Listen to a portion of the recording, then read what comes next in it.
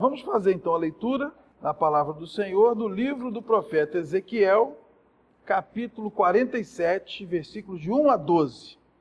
Está escrito: Depois disto, o homem me fez voltar à entrada do templo, e eis que saíam águas de debaixo do limiar do templo para o oriente, porque a face da casa dava para o oriente, e as águas vinham debaixo da banda direita da casa, da banda do sul do altar.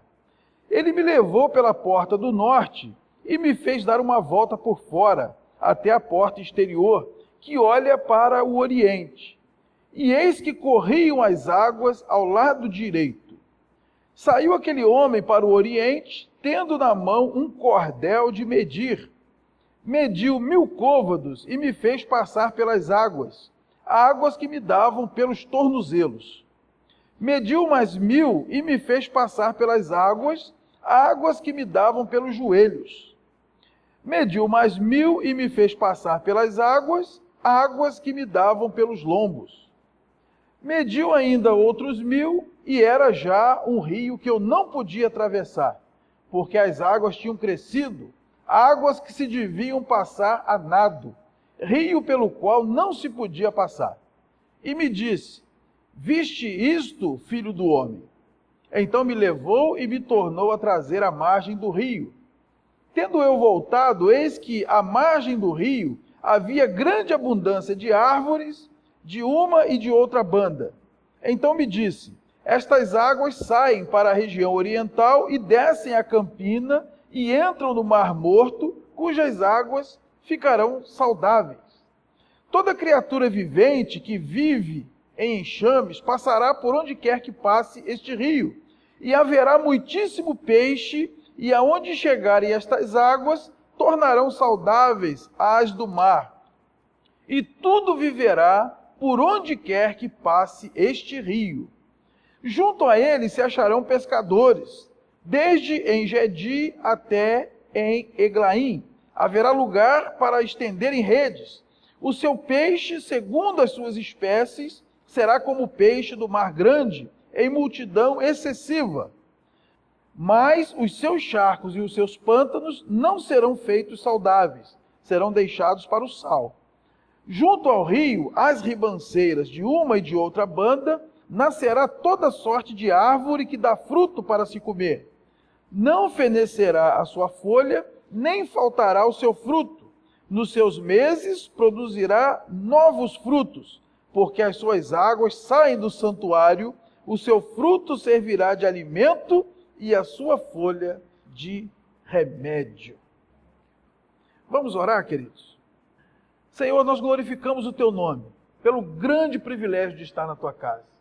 É uma bênção para nós poder entrar por essas portas, poder encontrar nossos irmãos, ter comunhão, poder cantar louvores, poder fazer nossas orações e saber que o Senhor está presente. Como o Senhor prometeu, onde estiverem 2 ou 3 reunidos, o Senhor estaria ali. Então, ainda que a gente não veja, não sinta, não perceba, está escrito, e nós vivemos pelo que está escrito. E está escrito que o Senhor está presente. Então, Senhor, nós abrimos nosso coração, nossa alma, para que a tua palavra entre com força em nossa vida, acrescentando aquilo que precisamos para te servir melhor e tirando de nós, Senhor, todo engano, todo conceito, todo preconceito, toda obra das trevas e fazendo com que a nossa vida seja para o teu louvor. Prepara também para nós um ambiente tranquilo, Senhor, sem ruído, sem perturbação, sem manifestações contrárias, prejudiciais ao teu povo, que somente a tua voz, a voz do teu Espírito, se faça ouvir nessa noite e assim o teu povo seja grandemente abençoado. É o que nós te pedimos em nome de Jesus. Amém. Precisamos nos aprofundar em Cristo. É sobre isso que eu gostaria de compartilhar com a igreja nessa noite. Irmãos, pelo que nós lemos aí, parece não haver dúvida de que esse rio que sai do templo do Senhor representa a salvação em Cristo Jesus. Porque aí diz que por onde esse rio passar, tudo vai ser curado, tudo vai ser limpo, tudo vai prosperar. Nós podemos perceber isso claramente no diálogo de Jesus com a mulher samaritana, aí em João capítulo 4, versículos 10 a 14. Olha o que está escrito. Replicou-lhe Jesus: se conheceras o dom de Deus e quem é o que te pede, dá-me de beber, tu lhe pedirias e ele te daria água viva. Respondeu-lhe ela: Senhor, tu não tens com que tirar, e o poço é fundo. Onde, pois, tens a água viva? És tu, porventura, maior do que Jacó, o nosso pai, que nos deu o poço, do qual ele mesmo bebeu, e bem assim seus filhos e o seu gado? Afirmou-lhe Jesus: quem beber desta água tornará a ter sede. Aquele, porém, que beber da água que eu lhe der, nunca mais terá sede. Pelo contrário, a água que eu lhe der será nele uma fonte a jorrar para a vida eterna. Então Jesus diz que a salvação que ele tem para oferecer é como se fosse uma água viva, uma água corrente. Nós também podemos ler, na visão que João teve do paraíso, lá no Apocalipse, que o rio da água da vida brota do trono de Deus e do Cordeiro, e às suas margens está a árvore da vida. Apocalipse capítulo 22, versículos de 1 a 5. Então, queridos, pelo que nós lemos no Novo Testamento, nós podemos entender que esse rio de água viva que Deus mostrou a Ezequiel é a salvação em Cristo. Esse texto também nos ensina que nem todos que entram no rio, ou seja, nem todos que abraçam a salvação do Evangelho por meio da fé, vivem no mesmo grau de profundidade. Aqui diz que em algum momento o rio atinge o tornozelo, em outro momento o rio atinge o joelho, em outro momento atinge os lombos, e chega um momento em que não dá mais pé e a pessoa precisa atravessar o rio a nado. Imaginando que esse rio é a salvação em Cristo, que haja também um aprofundamento, que a gente não entre nesse rio para ficar apenas no raso. Nós podemos observar em nossa caminhada que as pessoas vão entrando nesse rio e cada um tem o seu grau de profundidade, o seu nível de profundidade. E eu identifico 4 tipos de pessoas que geralmente estão frequentando a nossa igreja. O primeiro tipo de pessoa é aquela que ainda está se convertendo. Nós podemos considerar que são aqueles que estão com as águas nos tornozelos. São aqueles que ainda estão sendo evangelizados, que ainda não entraram direito no rio. Estão ainda meio que experimentando a água, para ver se entra ou não. Até porque para botar o pé no rio não precisa nem entrar dentro. E às vezes a gente começa a perceber algumas situações na igreja, se aborrece, se decepciona, mas às vezes a pessoa está só chegando. Ela mal molhou o pé na água ainda. Ela ainda está sendo evangelizada. Elas estão quase lá. Mas todos nós sabemos que o quase não basta. Molhar só o pé na água não é suficiente. A Bíblia traz vários exemplos de pessoas que estavam quase salvas. Olha o que diz em Lucas capítulo 18, dos versículos 18 a 23. Certo homem de posição perguntou-lhe: bom mestre, que farei para herdar a vida eterna? Respondeu-lhe Jesus: por que me chamas bom? Ninguém é bom, senão um que é Deus. Sabes os mandamentos: não adulterarás, não matarás, não furtarás, não dirás falso testemunho, honra teu pai e tua mãe. Replicou-lhe ele: tudo isso tenho observado desde a minha juventude. Ouvindo-o, Jesus disse-lhe: uma coisa ainda te falta. Vende tudo que tens, dê aos pobres, e terás um tesouro nos céus. Depois vem e segue-me. Mas, ouvindo ele estas palavras, ficou muito triste, porque era riquíssimo. Então esse rapaz era religioso, cumpria os mandamentos, mas quando ele se apresenta a Cristo, Jesus diz: você está quase, mas ainda falta uma coisa. E quando disse que era para abrir mão da riqueza para seguir a Jesus, ele saiu e não quis estar ao lado de Cristo. Olha o que está escrito em Marcos capítulo 12, versículos 28 a 34. Chegando um dos escribas, tendo ouvido a discussão entre eles, vendo como Jesus lhes houvera respondido bem, perguntou-lhe: qual é o principal de todos os mandamentos? Respondeu Jesus: o principal é: ouve, ó Israel, o Senhor teu Deus é o único Senhor. Amarás, pois, o Senhor teu Deus de todo o teu coração, de toda a tua alma, de todo o teu entendimento e de toda a tua força. O segundo é, amarás o teu próximo como a ti mesmo. Não há outro mandamento maior do que estes. Disse-lhe o escriba, muito bem, mestre, e com verdade disseste que ele é o único, e não há outro senão ele, e que amar a Deus de todo o coração, de todo o entendimento e de toda a força, e amar ao próximo como a si mesmo, excede a todos os holocaustos e sacrifícios. Vendo Jesus que ele havia respondido sabiamente, declarou-lhe, não estás longe do reino de Deus. E já ninguém mais ousava interrogá-lo. Então Jesus disse também para aquele jovem escriba, você não está longe da salvação, mas também não está dentro, você está quase salvo. Em Atos capítulo 26, do 27 ao 29, diz assim, acreditas, ó rei Agripa, nos profetas? Bem sei que acreditas. Então Agripa se dirigiu a Paulo e disse, por pouco me persuades a me fazer cristão. Paulo respondeu, assim Deus permitisse que por pouco ou por muito, não apenas tu, ó rei, porém todos os que hoje me ouvem se tornassem tais qual eu sou, exceto estas cadeias. Então o grande rei Herodes Agripa I estava quase se convertendo, mas quase não basta. Quase não é suficiente. Molhar o pé no rio não é suficiente. O hino 281 do nosso hinário vai dizer assim, quase induzido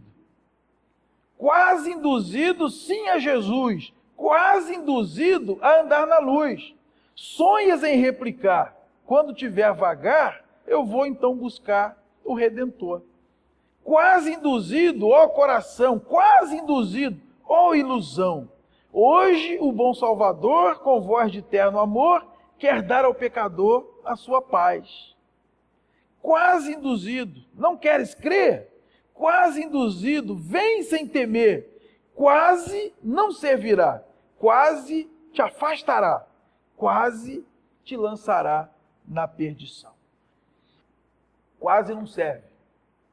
Aqueles que estão namorando a igreja, que estão quase se convertendo, que estão botando o pé na água, não sabe se entra, se não entra, se vai, se não vai, que estão quase se convertendo, quase batizando, quase sendo membro da igreja, quase confessando a Cristo. Que bom!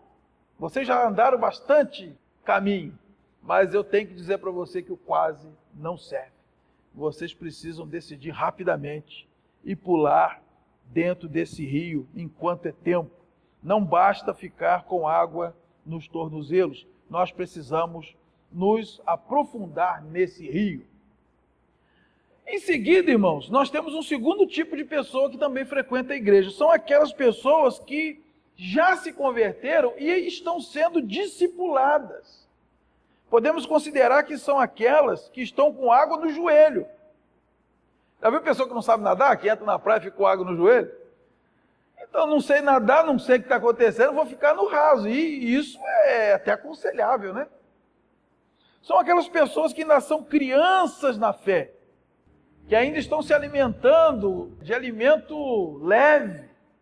E isso é normal. Olha o que está escrito em 1 de Pedro, capítulo 2, versículo 2.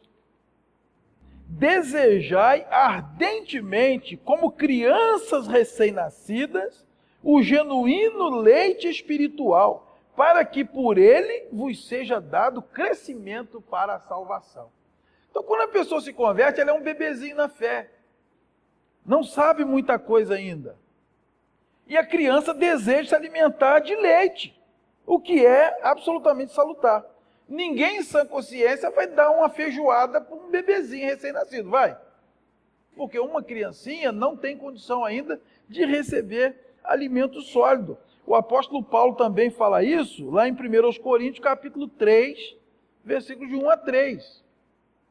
Eu, porém, irmãos, não vos pude falar como a espirituais, e sim como a carnais, como a crianças em Cristo. Leite vos dei a beber, não vos dei alimento sólido, porque ainda não podíeis suportá-lo, nem ainda agora podeis, porque ainda sois carnais. Porque havendo entre vós ciúmes e contendas, não é assim que sois carnais e andais segundo o homem? Paulo está dizendo aqui que a igreja de Corinto era uma igreja infantil, porque havia ali probleminhas que eram tipo de criança. Então, espiritualmente falando, uma criança na fé é um novo convertido que ainda está aprendendo os princípios básicos do Evangelho, o beabá das coisas concernentes à salvação. O novo convertido está começando a manusear a Bíblia, como nós falamos aqui, vai decorar versículo bíblico, vai conhecer os personagens bíblicos, vai começar a praticar as coisas mais simples da fé, como o batismo, a ceia, as contribuições, como portar-se no culto, enfim, é uma criança. E para criança a gente dá 90% de desconto, né? Vai uma criança na casa da gente, faz uma sujeira, a gente dá desconto na criança. Na igreja também, a gente vê um negócio, de vez em quando o irmão pega o microfone, fala umas coisas, né?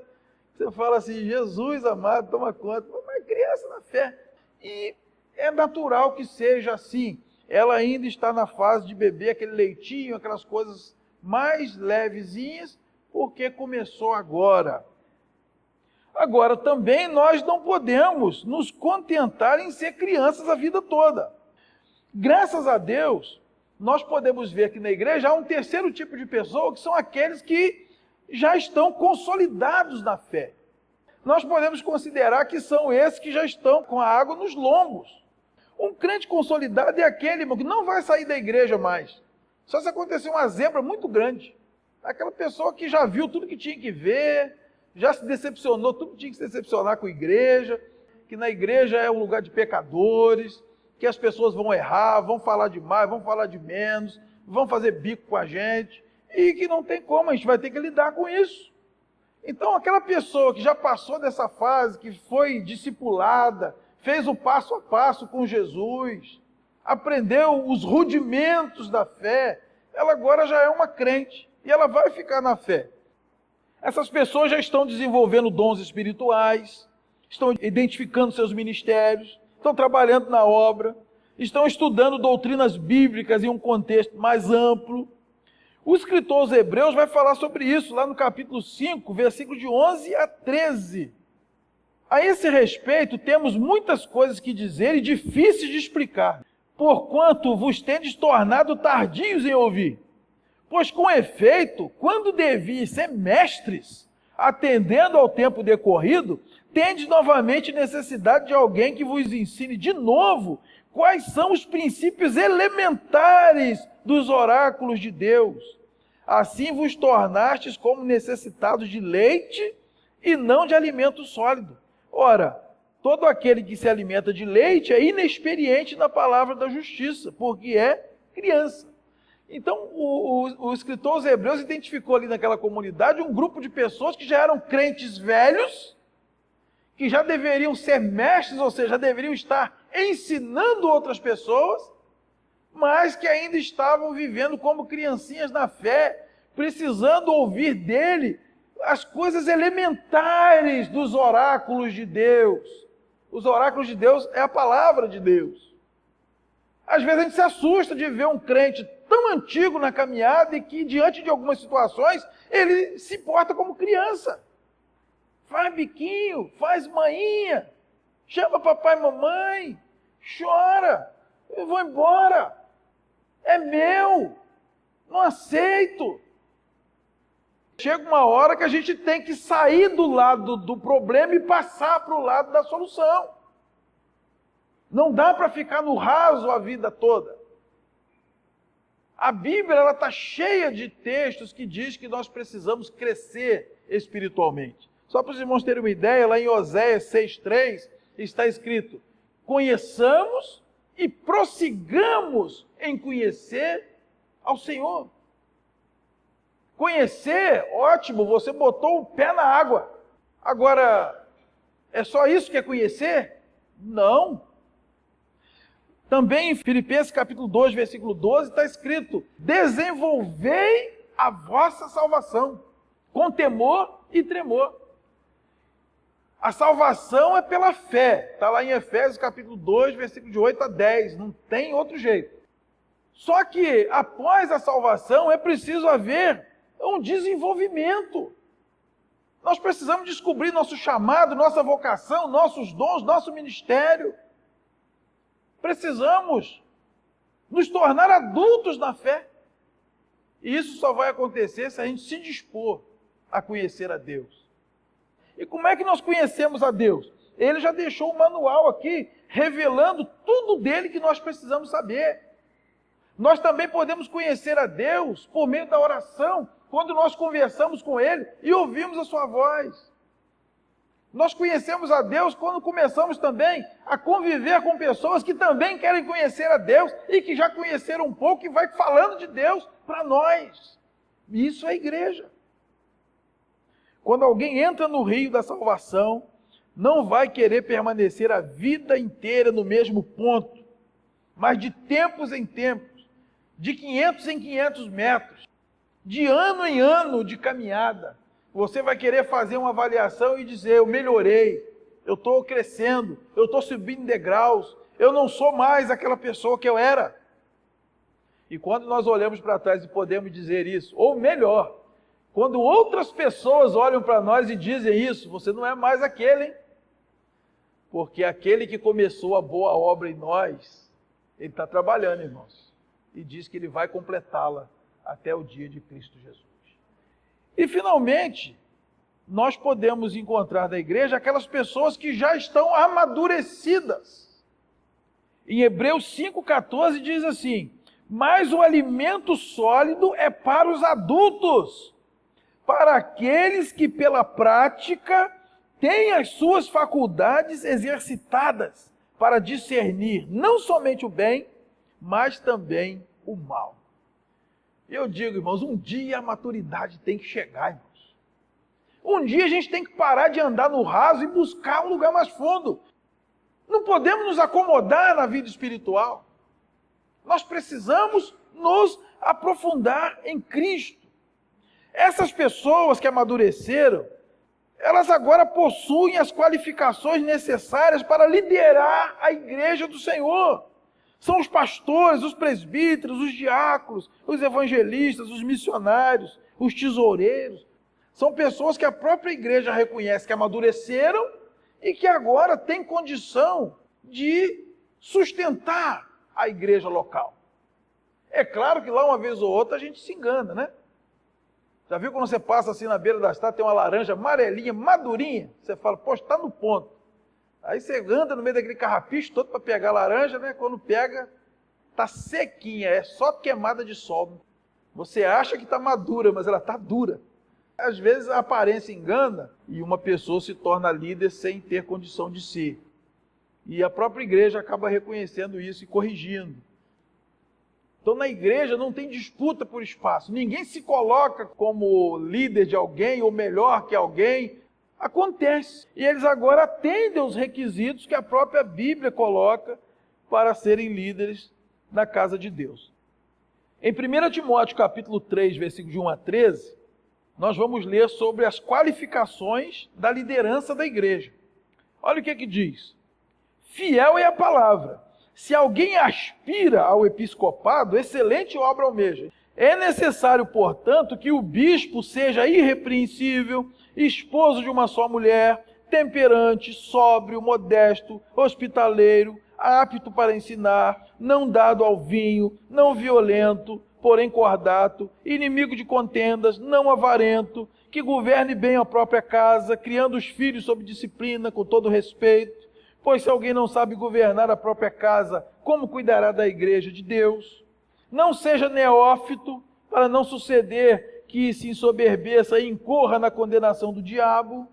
Pelo contrário, é necessário que ele tenha bom testemunho dos de fora, a fim de não cair no opróbrio e no laço do diabo. Semelhantemente, quanto a diáconos, é necessário que sejam respeitáveis, de uma só palavra, não inclinados a muito vinho, não cobiçosos de sorte da ganância, conservando o mistério da fé com a consciência limpa. Também sejam estes primeiramente experimentados, e se mostrarem irrepreensíveis, exerçam o diaconato. Da mesma forma, quanto a mulheres, é necessário que sejam elas respeitáveis, não maldizentes, temperantes, fiéis em tudo. O diácono seja marido de uma só mulher, governe bem seus filhos e a própria casa, pois os que desempenharem bem o diaconato alcançam para si mesmo justa preeminência e muita intrepidez na fé em Cristo Jesus. Portanto, quando uma pessoa já amadureceu, que está nadando em águas mais profundas, que conhece agora de uma forma mais ampla as Escrituras Sagradas, ele está apto a conduzir a igreja, a tomar as decisões pela igreja. Então é natural, se alguém vai ser um líder, queira se aperfeiçoar. Como o texto lá de Ezequiel nos diz, chega um certo momento que a profundeza das águas não dá mais para você ir se não souber nadar. Então é necessário que a gente busque aperfeiçoamento, conhecimento bíblico, teológico, e assim poder mergulhar em águas cada vez mais profundas. Muitas vezes a gente é tolhido de fazer muitas coisas por falta de preparo. Então, quanto mais nós estivermos dispostos a nos aperfeiçoar para conhecer mais a Deus, mais Deus tem para oferecer para nós. E não existe um crente tão maduro na face da terra que não precisa amadurecer um pouco mais. Então, irmãos, nunca se acomodem. Nós precisamos nos aprofundar cada vez mais nesse rio de água viva que é a salvação em Cristo Jesus. Concluindo, o rio da água da vida, ele continua saindo do trono de Deus e ainda está disponível a todos. É a gente querer chegar e mergulhar. A água está aí. Mas a gente sabe que aqui nesse mundo, pelo menos, vai ter um momento que esse rio vai secar. Depois que a igreja for arrebatada, e isso pode acontecer a qualquer momento, não vai ter rio mais para a gente pular, não. Acabou. Então hoje é o momento. Chega de ficar botando o pezinho na água. Hoje é o momento de entrar no rio. Hoje é o momento de abraçar a salvação. Você que já entrou, mas ainda está no rasinho, bora, gente. O tempo está passando. Olha quanta coisa nós temos para fazer na obra de Deus. Nós vamos ficar no raso. Se você já molhou o joelho, vai mais um pouco até molhar os lombos. Ah, molhou os lombos, não se acomode, vá mais. Sempre há uma maneira de nos aprofundarmos mais em Cristo. A profundeza desse rio é inimaginável. E se nós estivermos realmente dispostos, Deus poderá nos levar a níveis intangíveis. Que bom que nós estamos melhores do que já fomos um dia, mas ainda estamos muito piores do que nós podemos ser. Deus tem muito mais para oferecer. Vamos ficar de pé em nome de Jesus. Existe um rio, Senhor, que flui do teu grande amor. Águas que correm do trono, águas que curam, que limpam.